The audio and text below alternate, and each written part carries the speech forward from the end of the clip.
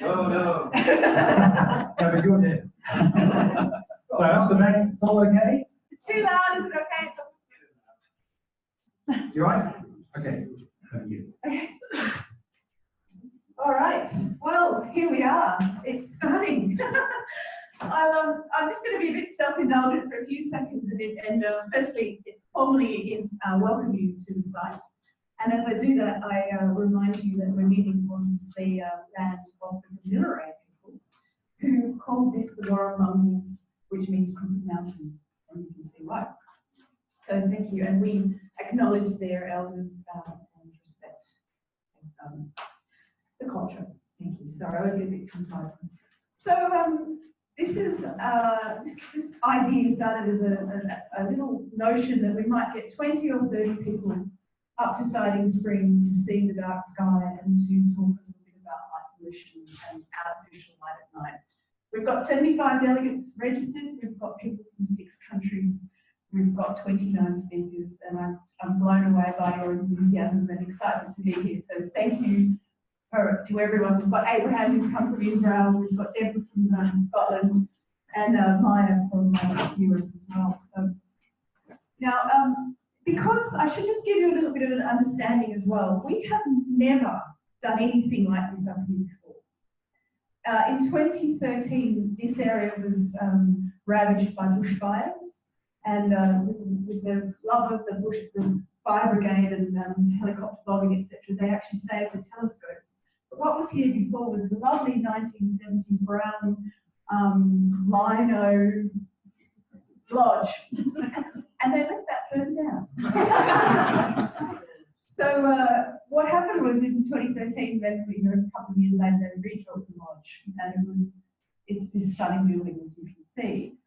But what they didn't realise is that as they were doing that, the astronomers that were used to coming up here and working on site got used to working remotely. And so the lodge itself has become less used. And the idea is that we actually start to use this as a tourism venue, but to make sure that we maintain the science as well that's happening here. So it's still a working facility. We do actually have astronomers sleeping downstairs at the moment, so if you're outside, you might want to just be mindful. They're aware of the conference taking place today. And if you are around here at night, just be mindful of your lights as well, because every little piece of light goes up into the atmosphere, and basically this is a very lay person's abbreviated version of physics, but as you know, you're all in the lighting industry. Just be mindful of walking around the venue. If we do have an emergency, which we hope we don't, you'll see the great big white telescope there, which is the Anglo-Australian telescope. We'll make our way over there and we'll stand in front of the car park area until we're told what else to do. Okay. So I think there's not very much more for me to say, except to kick things off. We do have a very, very full program. So I've asked all the chair people to be make sure that we're all kept to time. And toilets. Okay, that's a good point. So over, just directly opposite us here is the morning and afternoon tea setup. There's a kitchen, and then just the sort of second door along the corridor there is the restaurant. Have I left anything else out? Richard? I should say too that this, obviously there's a lot of people involved in this. We've got a couple of sponsors from Macquarie University who have been intrinsic in actually making the actual physical aspects of this work. We've got 2 students, Bettina and Renee, who have been helping with the logistics as well. But it really has come about with the sponsorship from 2 key sponsors, Destination New South Wales, and Rob is here representing them, as well as Nicola and Mitch, if you want to chat to them. And the Anglo-Australian Observatory, which no longer exists.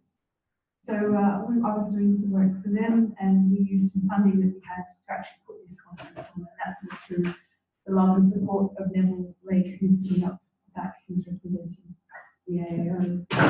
All right, now let's get things underway, because we've got some fabulous talks, and that's what we're here for. There are a few changes in the program, just because of logistics and plans.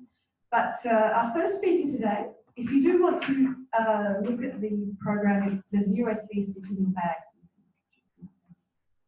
But without further ado, I'd like to introduce our first speaker all the way from Israel, from the University of Haifa.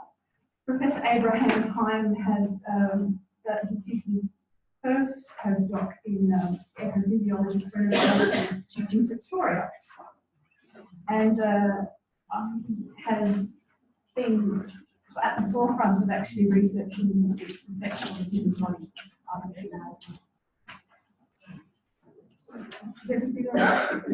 I'll hand over to Abraham. Here you go. Thank you very much. I'd like to thank the organizing committee for inviting me to come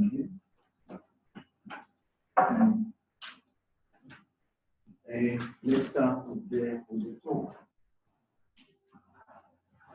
So, I think that if we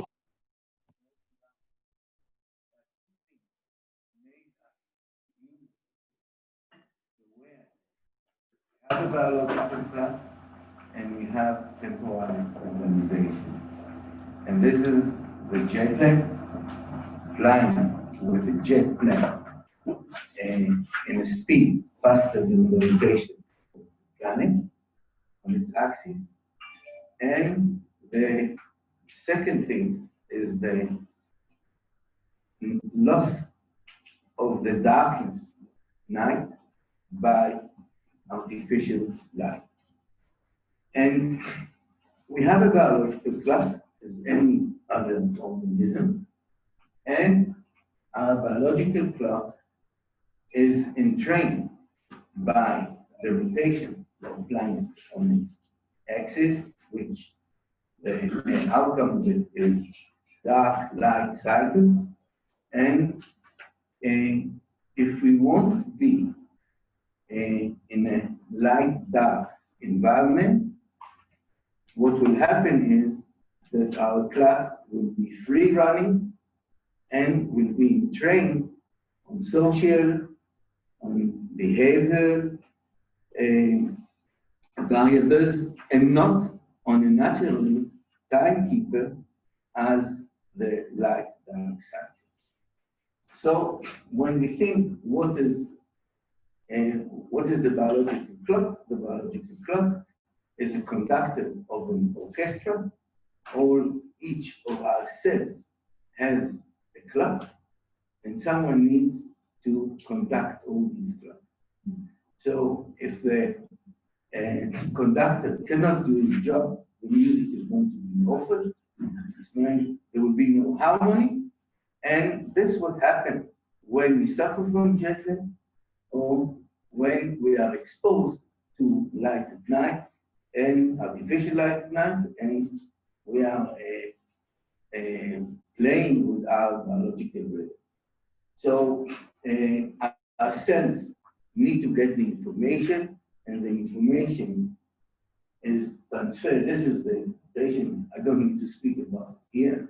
I'm sure everyone knows, but I would like to show this figure.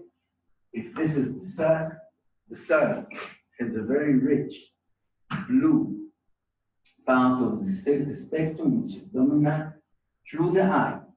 It suppresses the production of melatonin in the pineal body and in the retina, that we speak now about the pineal body.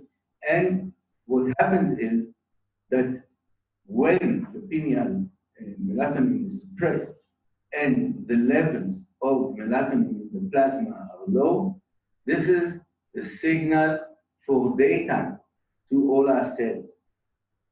And when the levels of the melatonin are high, and this will happen at night when there is no blue light in the environment, and the levels are going to be high, the cells, tissues, the organ will know that now it is night. It's a dark period of the 24 hours. Okay? This is how it looks, the change in the spectrum. It's not only the intensity that changes, it's also the spectrum. This part is blue, short wavelength, it's daytime, in the early morning, and it's a long wave. It's 560 nanometers and above, and low intensity. Okay, here it's high intensity and blue, low intensity and long wave. One of the things that we are very worried about this part is what happens here when we give light with high intensity and short wave. And this would happen in the last years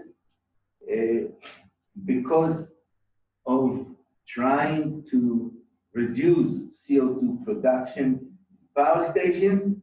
We are using what we call energy saving illumination. And my talk is really such a step. It's right to do when we know today that we are risking our health.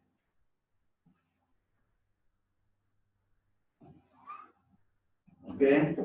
Now, our eyes have a dual function. We are aware of the part of vision where we can see each other and we can see what clothes we are wearing, what are the colors, or we can see our the colors of our environment, and this is done by the cones and the road. But the eye has another group of photoreceptors which were discovered about 25 years ago, and they were once considered as ganglions. Today we know that they are photoreceptors which are sensitive to blue light. They have a photopigment named melanopsin, and this is in addition to the opsin and the rhodopsin that we have in the roads and cones and roads. And melanopsin is very sensitive to blue light. So if we go back to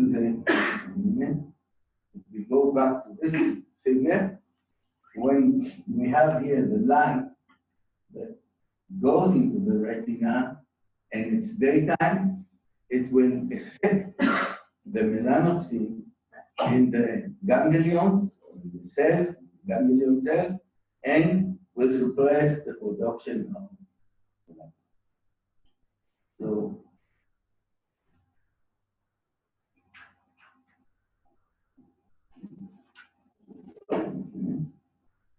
okay. So this is the structure of the retina, and we see here the cones and roads, and we see here the new group, not new, but recently discovered group of cells, and these are the cells we are interested in, that join together to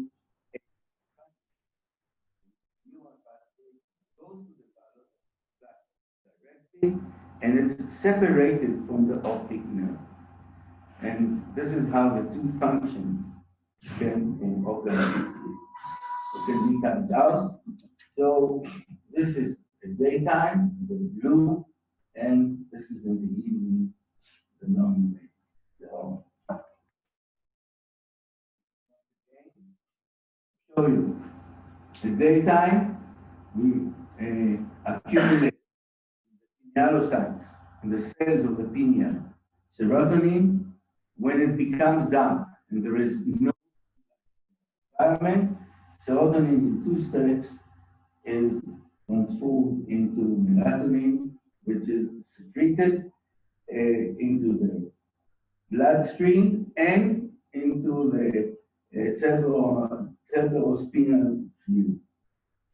So you can see it here.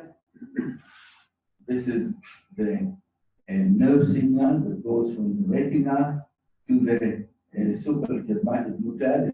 This is the place of our biological clock. And from here, with another nerve, non-nerve pathway, it goes to the pineal. And in the pineal, it's transformed into a neurohormone. This is the melatonin, which goes to the bloodstream and to the CSF. Okay? And now, melatonin is a hormone which is known as a jack of all trades. And you see it is involved in, it's involved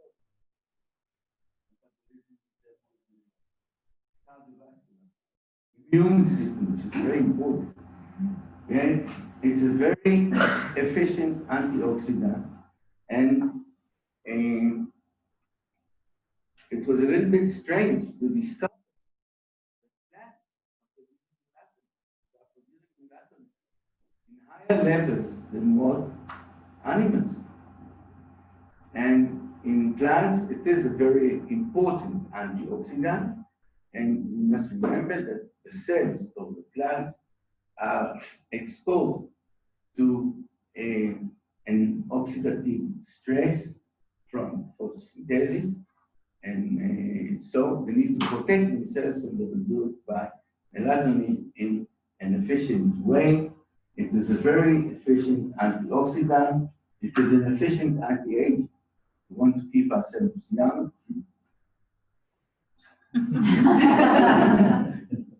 use melatonin. I don't know how it is in Australia, but in the States it's free. You can buy it over the counter. And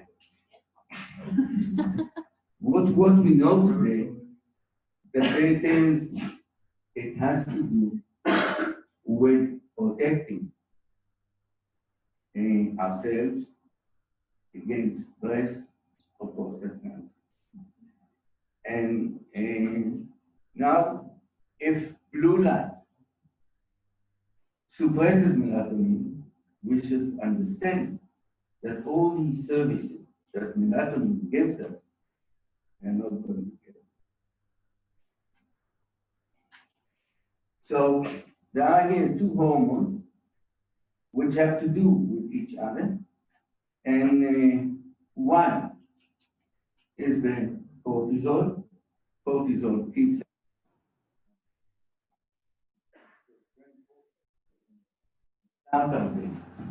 to be fully awake, and levels are very high, increase through the end of our dark period, and then will drop. You see, melatonin has a different pattern, or the opposite pattern, slow at daytime and it's high at night.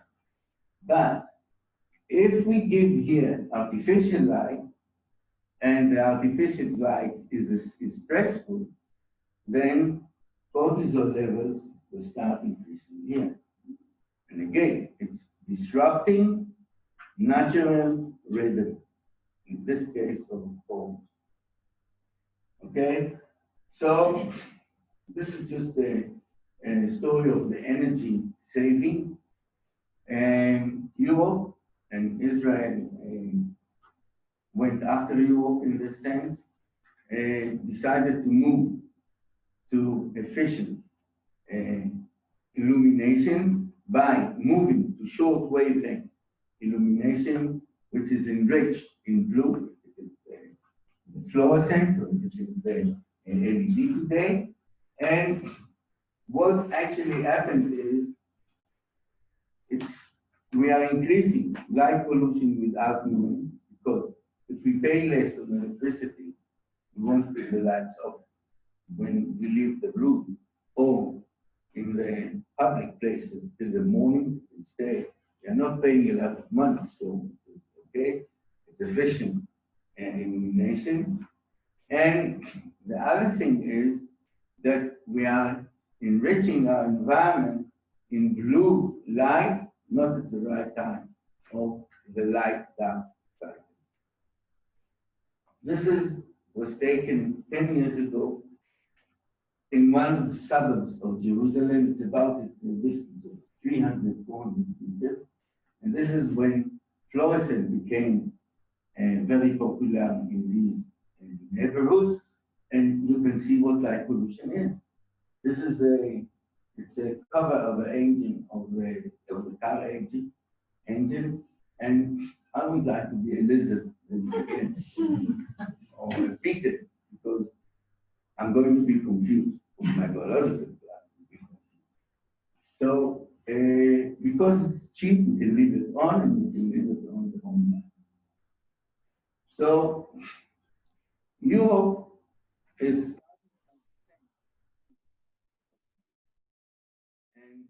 and we were involved in a group of interdisciplinary lots of enlightenment, and you can see today studies coming out from laboratories or from universities in Europe, pointing to the pointing that there is a change, an environmental change that can be sensed by health. And this is a paper that was published this year. And what happened is that in a city like Barcelona, you can see that there is a lot of blue light. And what we noticed was an increase in prostate. It was a study carried out on 11 cities in Spain, and in a city like Barcelona, moved to LED. You can see this data here. You can see that there is an increase in prostate and breast cancer. So you can ask the question, why?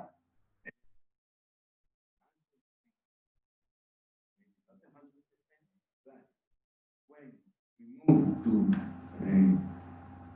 illumination, which is based on blue of short wavelength at night, we are risking our head. Okay, so this is the study conclusion, and we should be aware that there is a problem. And I'm sure that in a city like Milan, that they also move to blue LED.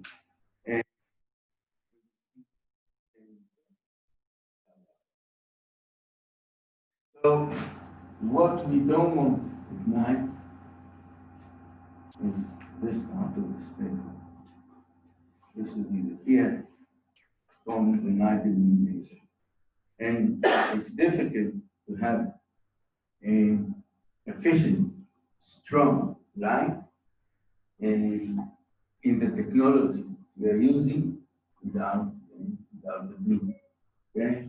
This is from an experiment we carried out in our laboratory, and soon show you. But the results of this peak is this is the problem of the illumination we use. This is the production.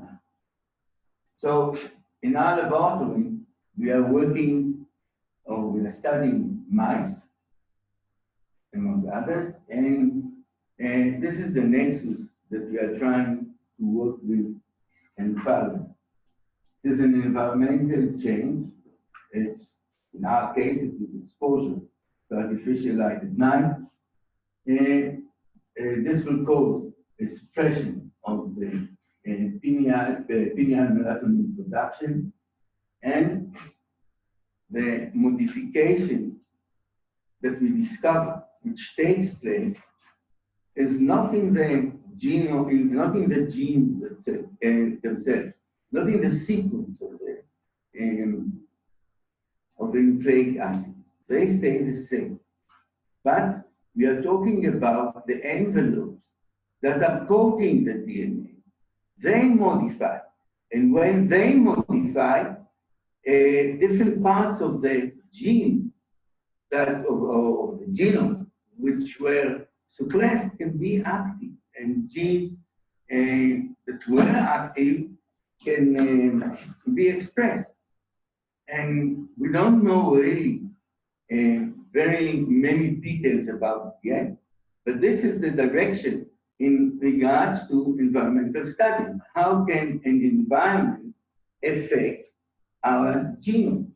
And epigenetics, this is the topic that we are dealing with, is the answer to it. And what is nice about this topic of epigenetics is that the modification can be reversible. So if breast cancer develops in a period between 10 and 15 years, so the incubation time is very long and we can do a lot.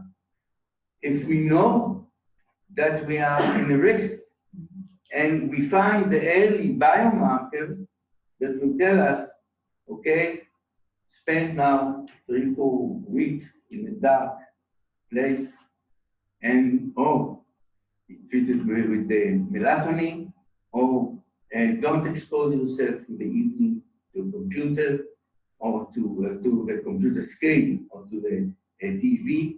Use filters for removing the blue part of the spectrum. There are many things that we can do, but we need to be aware of it.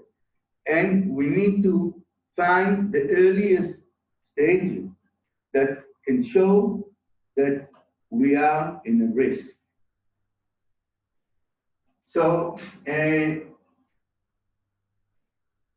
what we do is we take female mice, take also male mice for prostate cancer, and this is in regards to breast cancer. We inoculate the mice here with mice breast cancer cells, and we can expose them to different conditions of illumination, treat them with melatonin, or it can be exposed without being treated with melatonin. Here we have, here we have 4 groups. We have a group that was exposed to LED. This is the 2700K, okay, and which needs to be approved, the yellowish, but it has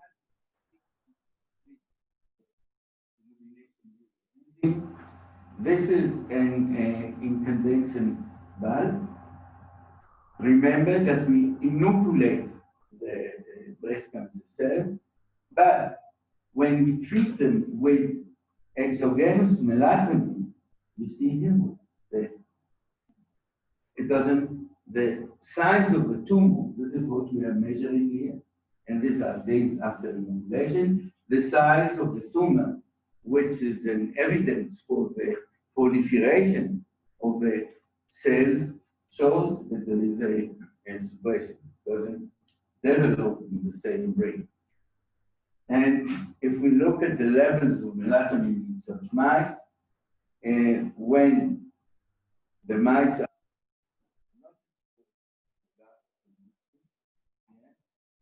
to light conditions at night, okay, we have a very nice daily rhythm of melatonin. It goes up in the evening and it goes down daytime. Okay? Now, when we use the incandescent bulb, we have this, and this is the result. Still, we have an increase, and the suppression is, there is a suppression, but not to the same level than what we see here. Okay, so this is just to show us that we are not talking about the nucleic acid themselves or the sequence of nucleic acid, but we are talking about what is coating them. And epigenetic modification take place in this layer of molecular coating the DNA. So this is when we expose mice to light at night. This is the so this is when we expose them to light. This is the percent of global DNA modification. You can see that they lose the methyl groups that are hypomethylized, and when we add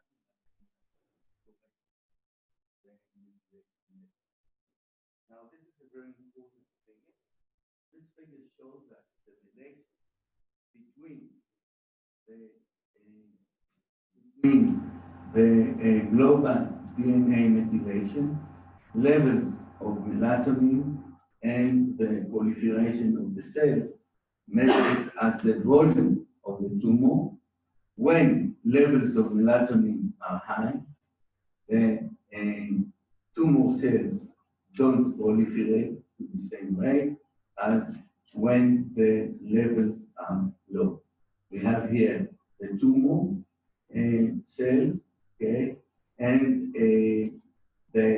this figure shows us that these two things, it's the melatonin and the global DNA methylation go together.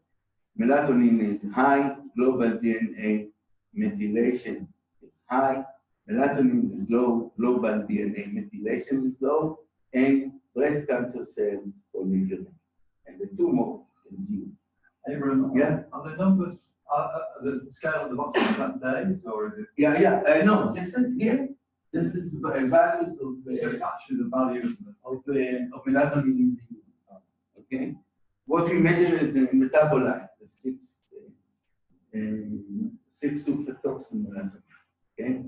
So this is a very important figure, and we have now a figure with much more data which show a very similar behavior in the relations between global DNA methylation, melatonin levels, and the size of the size of the tumor. So we spend a lot of time in front of a computer, in front of our cell phone. We need to send WhatsApp messages in the evening. We put the full screen on, and in front of the TV, or light coming from the street and invades our bedroom, our sleeping habitat. And when carried out in the sleep laboratory, where the between 9 o'clock in the evening to 11, the students who came to the test were exposed to screens at two different levels of intensity, but to two different parts of the spectrum, the blue and the red. Now, one of the things that melatonin does in the evening, it decreases body temperature. So if it is secreted, we can measure the secretion, or we can know it is secreted because of the fall in body temperature. So if you see here, when we are exposed to blue computer screen, we don't produce melatonin and body temperature doesn't fall. So this maybe won't worry us, but what should worry us very much is the next morning. The next morning, sleepiness is much in the groups that were exposed to the blue light. And now think of our modern cars with the dashboard, which is blue. It's good because it will keep us awake when we are driving, but we don't ask about what is going to happen the next morning. And this we are going to study now using simulators and giving drivers tasks and to see how they react. And I will end up. The LED is problematic only at night. And we are starting to see in the last year, even 2 years before, papers coming out on retinal damages, which are presumably connected to exposure to blue enriched light. And we mentioned already that our retina cells that produce melatonin. And the melatonin in the retina is very important as an antioxidant. If it won't be produced, this can affect the cells of the eye. And this is an experiment that was carried out in Spain and was published 6 years ago. And what the Spanish group did was to take the epithelial, pigment epithelial cell, cannot take the cones of the road, but this you can put in back. And they put them, they expose them to different conditions. You have here the blue LED, you have the green LED, the red LED, and then you have the white LED and a control which is complete. And what happened was when they looked at the results of the exposure, these are the results. On the dark conditions, you see there is no death of cells, so the percentage is very low, okay? But on the white LED and blue LED, the percents are very high. And on the green, they are less, and on the red, they are less. So apoptosis of cones and rods is a damage to the retina, which I'm not sure that is reversible. So we must protect our eyes when we are exposed to such high intensity, and presumably this high intensity has an effect on what happens on the cell level. So we want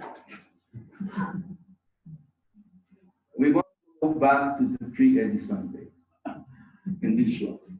No one is thinking of it, and I think that as humans, we are enjoying more hours of leisure that we can be together with friends and family and afterward.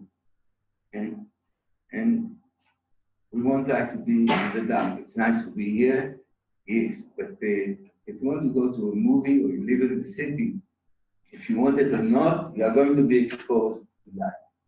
First of all, there must be awareness. We need to know that light at night is a source of pollution.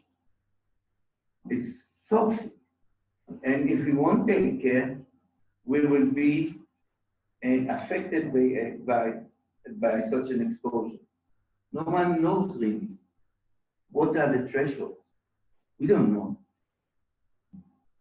We know today there are studies coming out from the laboratory of the Obayashi in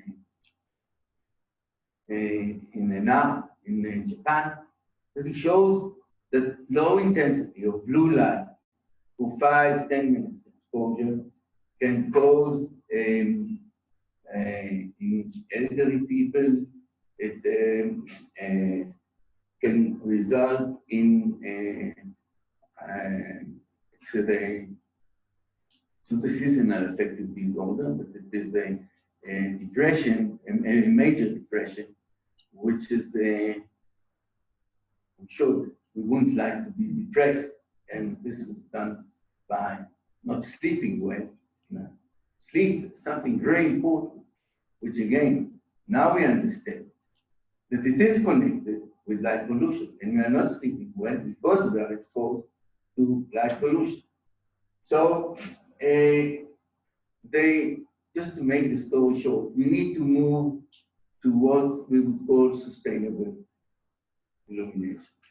An illumination which doesn't take in account only the economic impact. Today, it all has to do with economics. We need to find a type of illumination or technology of illumination which doesn't affect our health or minimal effect, and it doesn't affect the environment.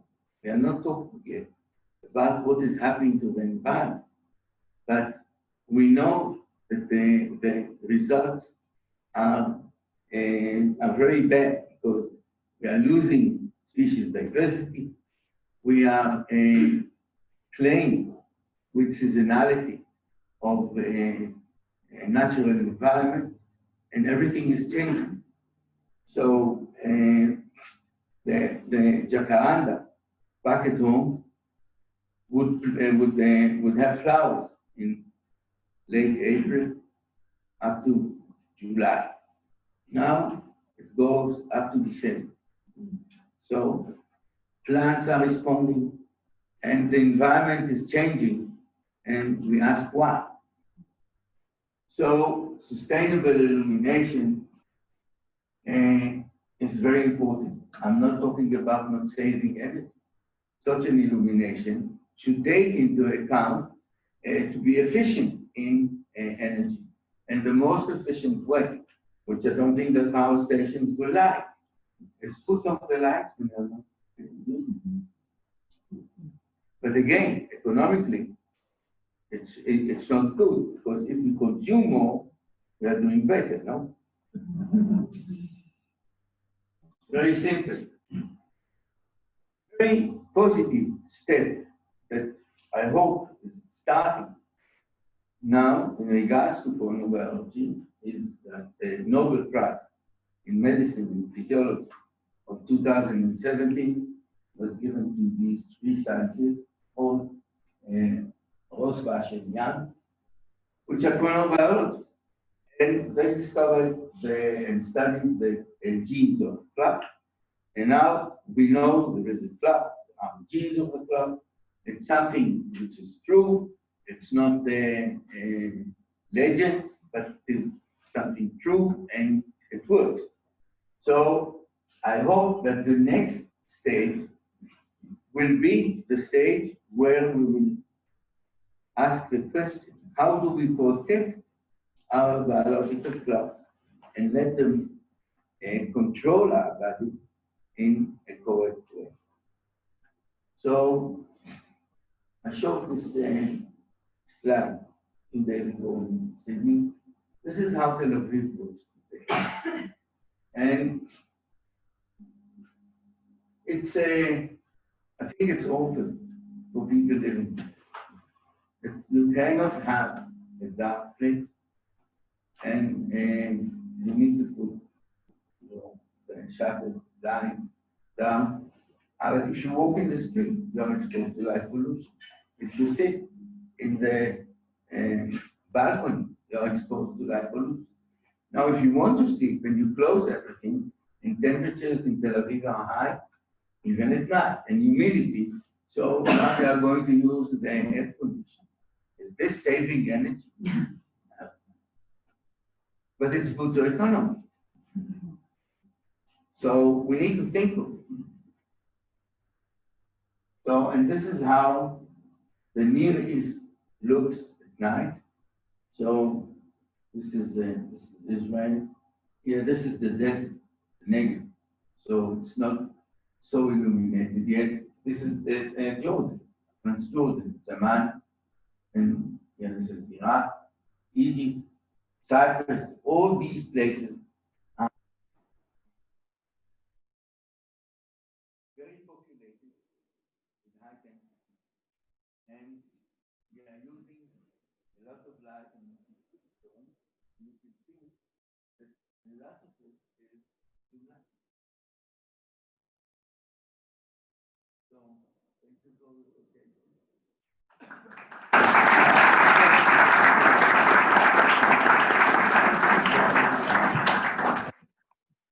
I'm sure you've got questions. We've got about 5 minutes for some questions. If anyone has any, really.